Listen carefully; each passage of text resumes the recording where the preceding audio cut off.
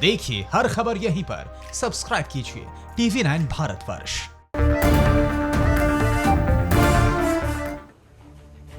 नमस्कार, आपके साथ मैं हूं समीर अब्बास। देश के बुलेटिन में आपका स्वागत है। TV9 भारतवर्ष के इस वॉर रूम में आज हम आपको देश के अलग अलग राज्यों में बाढ़ से हुई बर्बादी की तस्वीरें दिखाएंगे। आपको दिखाएंगे कि कैसे आसाम में देखते ही देखते विनाशकारी बाढ़ अपने साथ एक शख्स को बहा ले गई। नेपाल का पाप कैसे बिहार का अभिशाप बन गया है। एक एक तस्वीर आपके सामने होगी। आपको बताएंगे कि बिहार के गोपालगंज में करप्शन का ब्रिज कैसे भरभरा कर गिर गया और क्या भागलपुर अब भारत का वुहान बन चुका है। इन तमाम खबरों पर होगी नजर। तो चलिए शुरू करते हैं देश का बुलेटिन।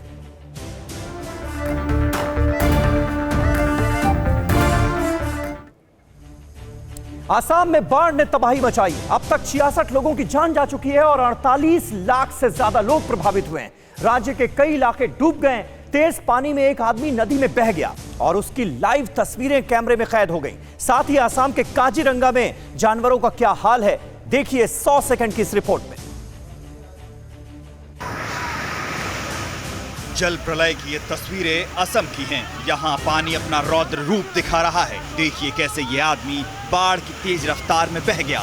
ये आदमी पानी की तेज रफ्तार को पार करना चाहता था। गांव वालों ने उसे रस्सी डालकर बचाने की कोशिश की, लेकिन धार इतनी तेज थी कि ये आदमी रुक नहीं पाया और बह गया। अच्छी बात ये रही कि आदमी कुछ दूर बहने के बाद तैरकर बाहर निकल गया और इसकी जान बच गई। ये हादसा नागरगुली क्षेत्र में भारत भूटान सीमा पर हुआ। पूरा असम बाढ़ में डूब रहा है। असम के बहुत से इलाके में पानी ने अपना प्रलयकारी रूप दिखाना शुरू कर दिया है। राज्य में बहने वाली करीब सारी नदियां उफान पर हैं। असम के बक्सा जिले में बहने वाली दरंगा नदी में भी बाढ़ आ गई है, जिससे आसपास के सारे इलाके डूब गए हैं।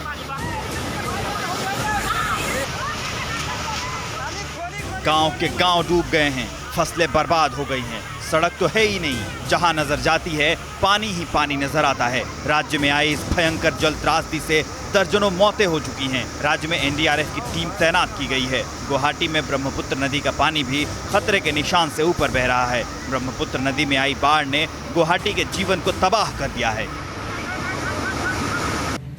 ये बाढ़ इंसानों का ही नहीं, जानवरों के जान का भी दुश्मन बना हुआ है। असम के काजीरंगा नेशनल पार्क में 66 जानवरों की मौत हो गई, जबकि 170 जानवरों का रेस्क्यू कर लिया गया। Second wave of current year flood is going on in Kaziranga. So far, 66 animals died. 170 numbers of animals were rescued. And this is the one of the highest flood. बाढ़ आने के बाद संक्रमण का खतरा भी बढ़ जाता है। ऐसे में जानवरों को संक्रमण से बचाना भी एक बड़ा चैलेंज है। तो आसाम का हाल आपने देखा। पूरा उत्तर बिहार भी इन दिनों बाढ़ की चपेट में है। नदियां उफान पर हैं। बाढ़ का पानी बांध तोड़कर सब कुछ डुबोते हुए आगे बढ़ रहा है। मुजफ्फरपुर हो या दरभंगा, गोपालगंज हो या सीतामढ़ी, हर जिले में तबाही ने दस्तक दे दी है। देखिए विनाशकारी बाढ़ की एक और रिपोर्ट। बिहार में कोसी नदी अपने विकराल रूप में है। गंगा, महानंदा, बागमती, गंडक, कमला बलान नदियां उफान पर हैं। कई जिले बाढ़ के पानी में डूब चुके हैं। इस साल मुजफ्फरपुर में भी प्रलयंकारी बाढ़ कहर बनकर टूटी है। बाढ़ की ताकत का अंदाजा इन तस्वीरों को देखकर लगा सकते हैं। बागमती नदी के प्रहार से लोहे का पुल टूट चुका है। गांव में दाखिल हो चुके पानी से घर मकान क्षतिग्रस्त हो चुके हैं। पेड़ पौधे पानी में डूब चुके हैं। बांध टूट जाने की वजह से लोग पानी में तैरकर ऊंची जगहों पर जाने के लिए मजबूर हैं। सबसे ज्यादा परेशानी उन लोगों को हो रही है जिनका राशन कार्ड अब तक नहीं बना है। हम लोग को बहुत दिक्कत हो रहा है। बच्चे हैं, सरकार राशन कार्ड हम लोग का एक भी बना हुआ है और कह रहा है सूचना हमेशा भर भर के देते हैं, लेकिन नहीं बन पाता। दरभंगा में बहने वाली नदियां कमला बलान, बागमती और धारा भी खतरे के निशान से ऊपर बह रही हैं। जिले के निचले इलाके जलमग्न हो चुके हैं। आमतौर पर सूख जाने वाली करेह नदी भी हाया घाट प्रखंड को डुबो चुकी है। जलस्तर बढ़ने से जिला मुख्यालय को जोड़ने वाली मुख्य सड़क पर पानी 1 से 2 फीट ऊपर बह रहा है। करेह नदी का पानी पुलिया के ऊपर आ चुका है और हर साल बाढ़ का दंश झेलने वाले लोग जान जोखिम में डालकर सफर करने के लिए बेबस और लाचार हैं। गोपालगंज में बाढ़ से हालात और बदतर हैं। कई गांव नदी में डूब चुके हैं। लोग घरों में दाखिल हो चुके पानी के बीच रहने को मजबूर हैं। आलम यह है कि डॉक्टर भी यहाँ बीमार लोगों को देखने नहीं आ रहे हैं, जिसकी वजह से यहाँ लोग मरीज को पलंग पर लाद कर अस्पताल ले जाने के लिए मजबूर हैं। इस बच्चे को 4 दिन से बुखार लग रहा है, ठीक है, ठीक नहीं हो पा रहा है, बहुत ज़्यादा सीरियस है, इसलिए मैं इसको गोपालगंज ले जा रहा हूँ इलाज कराने के लिए। बिहार के सुपौल और सहरसा में जल तांडव की ये सबसे हाहाकारी तस्वीर है।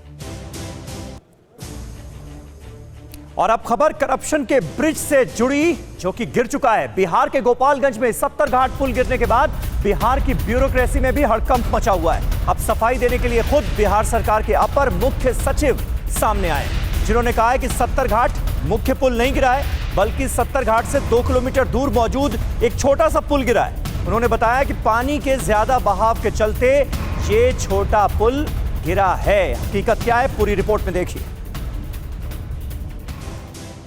मॉनसून के शुरू होते ही सरकारी कामकाज की पोल भी खुलने लगी है।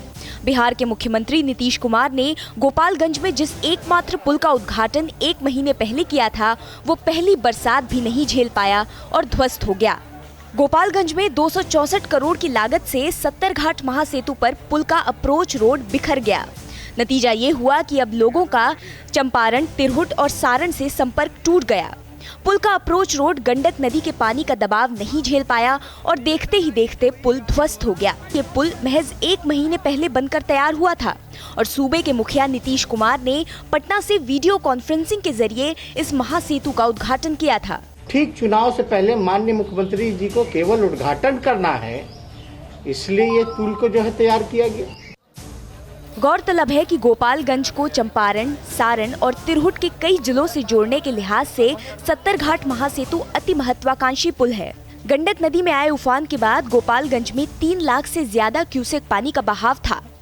गंडक में पानी का दबाव जैसे ही बढ़ा, सरकारी पुल की पोल खुल गई और देखते ही देखते सब कुछ तबाह हो गया। पुल टूटने की जानकारी सूबे के पथ निर्माण मंत्री नंदकिशोर यादव को दे दी गई है। 4 अगस्त से शुरू होने वाले विधानसभा सत्र में इस मुद्दे को उठाया जाएगा। बतौर मुख्यमंत्री नीतीश कुमार ने इस महासेतु के निर्माण की आधारशिला 2012 में रखी थी और 8 साल बाद तैयार हुआ ये पुल कुछ ही दिन में टूट भी गया। पथ निर्माण मंत्री ने इसकी गुणवत्ता पर कुछ नहीं कहा। वो इसकी आवाज सदन में उठाने की तैयारी कर रहे हैं। गोपालगंज में टूटा ये पुल महज इत्तेफाक नहीं है, बल्कि ये सरकारी तंत्र की पोल खोल रहा है। और कोरोना काल में जब देश बेहाल है, 24 घंटे में संक्रमण के सबसे ज्यादा मामले सामने आए हैं। संक्रमितों की संख्या लगातार बढ़ती जा रही है। ऐसे में जनता के एक प्रतिनिधि अपनी टीम के साथ झरने में मस्ती करते हुए नजर आए। देखिए आरजेडी विधायक की गैर जिम्मेदाराना हरकत से जुड़ी ये रिपोर्ट। भवानी मैया की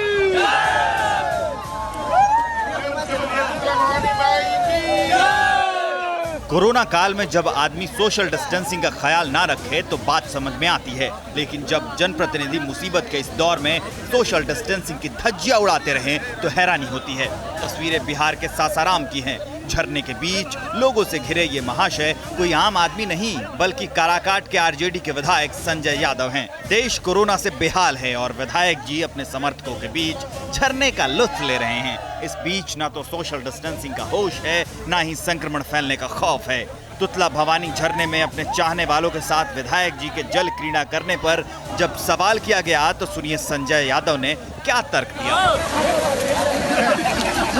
कोरोना महामारी के लेकर जो हम लोगों ने आज सब लोगों ने दुआ किया, ये कोरोना महामारी बिहार से बहुत जल्दी निकले और ये कष्ट से हमको माँ ही दूर कराएंगे, इसके लिए भी हम लोगों ने माँ से दुआ किया है। तुतला भवानी मैया की।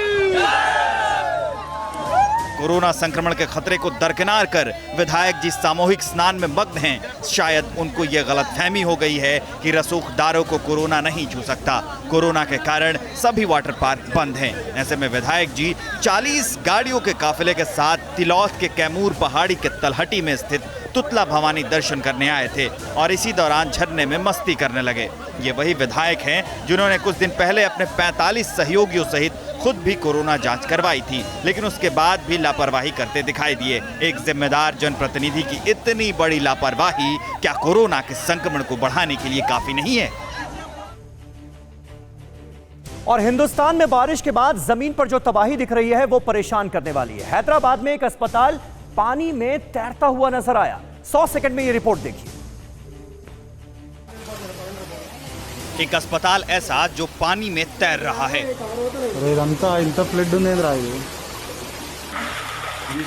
अस्पताल के वार्ड में पानी है, अस्पताल के कॉरिडोर में पानी है। बिस्तर पर मरीज हैं और बिस्तर के नीचे जल का सैलाब है। अस्पताल के ग्राउंड फ्लोर पर एक आईसीयू और 6 वार्ड हैं और ज्यादातर जगहों पर पानी घुस गया है। जिसे भी अंदर दाखिल होना है उसे पानी से होकर गुजरना पड़ रहा है। ये हैदराबाद का उस्मानिया जनरल अस्पताल है जिसकी पूरी बिल्डिंग पानी पानी है और पूरे अस्पताल में हाहाकार मचा है। मरीज हो या उसके तीमारदार सब परेशान हैं क्योंकि बारिश ने ऐसा कहर मचाया है कि इसकी मार से कोई नहीं बच पाया है। पिछले कुछ दिनों से देश के कई हिस्सों में लगातार बारिश हो रही है। हैदराबाद भी बारिश के कहर से परेशान है। उस्मानिया जनरल अस्पताल में इस वक्त कोरोना वायरस संक्रमित मरीजों का भी इलाज चल रहा है। ऐसे में बारिश के कारण स्थिति और भी गंभीर हो गई है। बारिश का पानी अस्पताल में दाखिल होने से मरीजों के साथ साथ डॉक्टर्स और स्वास्थ्य कर्मी भी परेशान हैं, क्योंकि वो मरीजों की देखभाल करें या अस्पताल का जरूरी सामान बचाएं। अस्पताल प्रशासन सरकार की मदद की गुहार लगा चुका है, लेकिन अभी तक किसी भी तरह की मदद नहीं पहुंची है। हैदराबाद में पिछले कई दिनों से मूसलाधार बारिश हो रही है, जिससे आम जनजीवन बेहाल होता जा रहा है। उस्मानिया हॉस्पिटल शहर का जाना माना अस्पताल है। फिलहाल अस्पताल में मरीज और उसके परिजनों के साथ साथ मेडिकल स्टाफ भगवान भरोसे है और बारिश का गंदा पानी अस्पताल के अंदर है, जो दूसरी बीमारियों को दावत दे रहा है। ऐसे में जरूरत इस बात की है कि स्थानीय प्रशासन जल्द से जल्द कोई उपाय तलाशे और एक अस्पताल को बीमार होने से बचाए। और देश की आर्थिक राजधानी मुंबई पानी पानी हो गई। भारी बारिश के चलते सड़कों पर कई जगह सैलाब नजर आ रहा है। मौसम विभाग ने बताया कि अगले 24 घंटे माया नगरी मुंबई पर भारी पड़ने वाले हैं। ये रिपोर्ट देखिए। महाराष्ट्र में बारिश ने जमकर तबाही मचाई है। पिछले 24 घंटे से हो रही बारिश से माया नगरी मुंबई के कई इलाके डूब गए हैं। अंडरपास में पानी इतना भरा है कि लोगों की आवाजाही रोकनी पड़ी, बैरिकेडिंग लगानी पड़ी। सड़कों पर इतना पानी है कि गाड़ियां डूबने लगी हैं और गली मोहल्ले दरिया में तब्दील हो चुके हैं। भारी बारिश के अलर्ट के बीच टीवी 9 भारतवर्ष के संवाददाता दिन भर शहर के अलग अलग इलाकों का हाल जानते रहे। तस्वीरें आपको दिखाने की कोशिश करेंगे। देखिए किस तरह से अंधेरी सबवे में भी पूरा पानी भर गया है और जिसकी वजह से अब इस सबवे को बंद कर दिया गया है और मुंबई पुलिस और इसी के साथ साथ बीएमसी के जो लोग हैं वो यहाँ पर पानी निकालने का जो काम है पंपिंग के जरिए वो करने पहुंच गए। चेंबूर इलाके के पोस्टल कॉलोनी में लोग दिन भर हलकान रहे। तेज बारिश होने की वजह से जो पोस्टल कॉलोनी इलाका है वो पूरी तरह से जलमग्न हो चुका है। आप तस्वीर देखिए, ये जो अगल बगल में जो इमारतें हैं और बीच के रास्ते में पूरी तरह से पानी भरा हुआ है और इमारतों के अंदर तक पानी गया है। इस तरह मैं आपको तस्वीर दिखाऊं, यहाँ पर आप देखेंगे तो गेट जो है वो पूरी तरह से पानी में डूबा हुआ है और पूरी तरह से इमारत के अंदर तक पानी गया है। मुंबई के हिंद माता इलाके का हाल भी बेहाल है। यहाँ हर साल पानी कोहराम मचाता है, लेकिन बीएमसी ने गंभीर कदम नहीं उठाए। हर साल बीएमसी दावे करती है कि तस्वीरें जो हैं अगले साल अलग होंगी, लेकिन कोई बदलाव नहीं। स्थिति जस की तस है। ऊपर से कोरोना काल है, इससे मुश्किलें जो है वो आम जनता के लिए कहीं ना कहीं और भी बढ़ती चली जाएंगी। अगले 24 घंटे मुंबई के लिए भारी गुजरने वाले हैं, क्योंकि यहाँ तेज बारिश होने की संभावना है। मौसम विभाग ने यहाँ रेड अलर्ट जारी किया है। और अब खबर भारत चीन टकराव से जुड़ी। एक तरफ बातचीत जारी है और दूसरी तरफ ड्रैगन की हिमाकत भी जारी है। देखिए गलवान के बाद आखिर क्यों नहीं सुधर रहा है चीन और अभी भी क्यों जारी है एलएसी पर चीन की हिमाकतें। गलवान मुद्दे पर भारत और चीन के बीच भले बातचीत का दौर जारी हो, लेकिन बीजिंग अभी भी पीछे हटने को तैयार नजर नहीं आ रहा है। एलएसी पर रॉकेट फोर्स की तैनाती करने के बाद अब चीन स्ट्रेटेजिक सपोर्ट फोर्स की भी तैनाती कर रहा है और एलएसी पर फिंगर एरिया को छोड़ने को लेकर चीन अभी भी दादागिरी कर रहा है। चीन चाहता है कि फिंगर 8 वाले इलाके में उसकी सेना कायम रहे। एलएसी पर फिंगर एरिया चीन छोड़ने को तैयार नहीं है। चीन फिंगर 8 में भी अपनी सेना की तैनाती चाहता है। ड्रैगन अभी भी एलएसी पर सेना की तैनाती कर रहा है। ये वो फोर्स हैं जो चीन के लिए डीप सर्वेलांस और इंटेलिजेंस का काम भी करती हैं। इस फोर्स का काम space, cyber space, electronic warfare, surveillance operation करना है। चीन ने ये हिमाकत तब की है जब एलएसी पर तनाव कम करने और सैनिकों को मई से पहले वाली स्थिति में तैनाती के लिए भारत और चीन के बीच कई राउंड की सैन्य बातचीत हो चुकी है। लेकिन पैंगोंग और देपसोंग में चीन पुरानी स्थिति में लौटने को तैयार नहीं हो रहा है। असली पेच इन्हीं दो इलाकों को लेकर फंसा है। इसे लेकर नई दिल्ली और पेइचिंग में भी शीर्ष स्तर पर मंथन हो रहा है। मंगलवार को दोनों देशों के बीच चुशूल में कोर कमांडर स्तर की चौथी बातचीत हुई, जो 15 घंटे से ज्यादा चली। भारत ने 2 टूक कह दिया कि चीनी सैनिकों को इन इलाकों में भी पुरानी स्थिति में लौटना ही होगा। पैंगोंग एरिया में चीनी सैनिक फिलहाल फिंगर 4 से पीछे हटे हैं, लेकिन वो अभी भी फिंगर 5 पर जमे हुए हैं। इस इलाके में भारत परंपरागत तौर पर फिंगर 8 तक पेट्रोलिंग करता आया है, जबकि चीन के सैनिक इस फिंगर के पीछे पेट्रोलिंग करते थे। लेकिन चीन बातचीत के बाद भी अपनी सेना की तैनाती कर रहा है, साथ में फिंगर 8 को लेकर अड़ियल रवैया अपना रहा है। हालांकि आने वाले हफ्ते में इस मुद्दे पर फिर से सैन्य स्तर की बातचीत होगी, लेकिन चीन फिलहाल अपनी हरकतों से बाज नहीं आ रहा है। और वहीं राजस्थान का सियासी कलह अब अदालत की दहलीज तक पहुंच चुका है। सदस्यता रद्द करने के नोटिस के बाद सचिन पायलट कोर्ट जाने की तैयारी कर रहे हैं।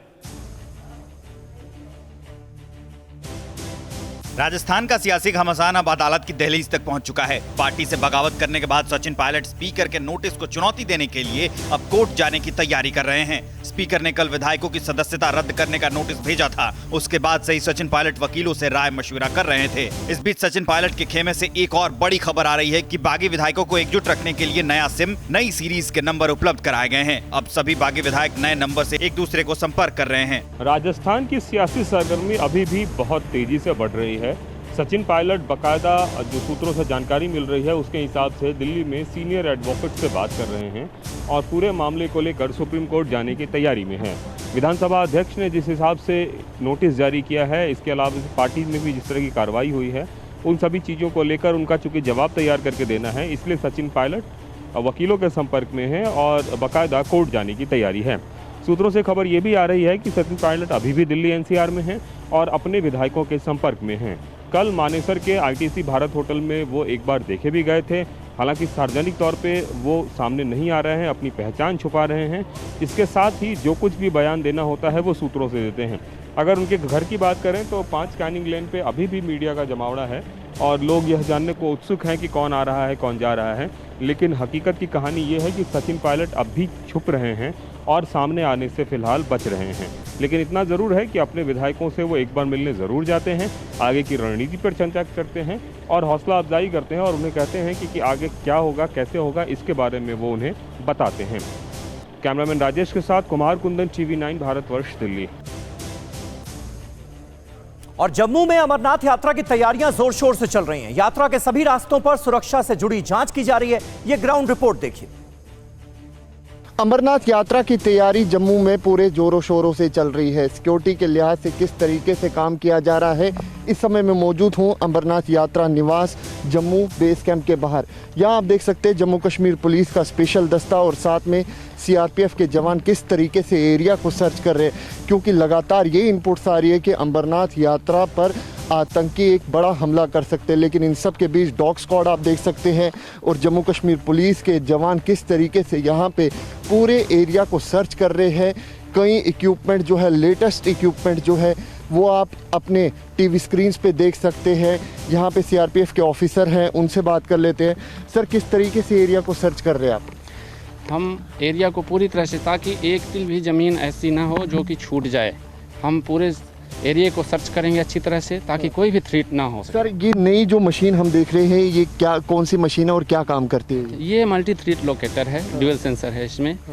तो ये इसमें GPR सिस्टम भी है और ये मेटल डिटेक्टर का भी काम करती है। तो पूरी तरीके से एरिया को सर्च किया जा रहा है? जी हाँ, पूरी तरीके से एरिया को सैनिटाइज किया जा रहा है, सर्च किया जा रहा है ताकि कोई भी थ्रेट ना रह सके। तो यहाँ पे आप CRPF के ऑफिसर को सुन सकते हैं। डॉग स्क्वाड यहाँ पे मौजूद है। जम्मू कश्मीर पुलिस का स्पेशल दस्ता, सिक्योरिटी दस्ता जो है वो यहाँ पे मौजूद है।